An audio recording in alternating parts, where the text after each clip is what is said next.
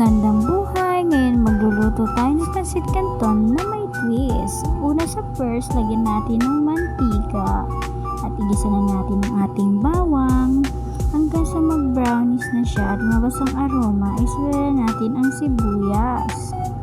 At dito nga ay mekos-mekos lang natin yan hanggang sa maluto ang bawang at sibuyas. At pag ganito na siya, pwede na natin i-add ang ating carrots.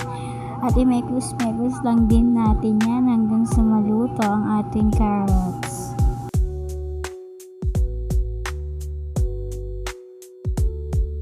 At pag ganito na nga siya guys, maya-maya pwede na nating isunod ang ating repolyo. Yan, ilagay na natin at i-mekos-mekos lang din natin yan hanggang sa maluto. At maya-maya lang ng konti, pwede na natin itong patayin. At pag ganito na nga, patayin muna natin siya at magpapakulo muna tayo ng tubig para sa pansit canton. At ayan na, kumukulo na, kaya ano pang gagawin? Itambog na yan. Uy, itambog!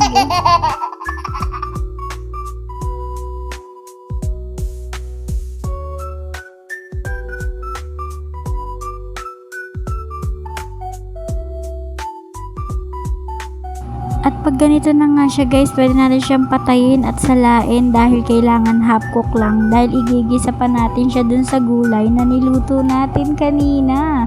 At dito nga ilalagay na natin ang mga seasoning ng pansit canton para pampalasa. At syempre, dyan manggagaling ang lasa ng ating niluluto. Wala tayong ibang ginamit dito guys, kundi ito lang. Dinagdagan lang natin siya ng gulay para medyo saktong-saktong pang ulam ngayong tanghalian. Wow! At ayan nga, nung nailagay ko na lahat, imekos-mekos lang natin yan hanggang sa mag-mix-mix silang lahat dyan. At maya-maya lang, luto na to guys. Kaya, kakain na tayo pagkatapos lutuin to ni Mama. Yummy! Uy, sarap yarn.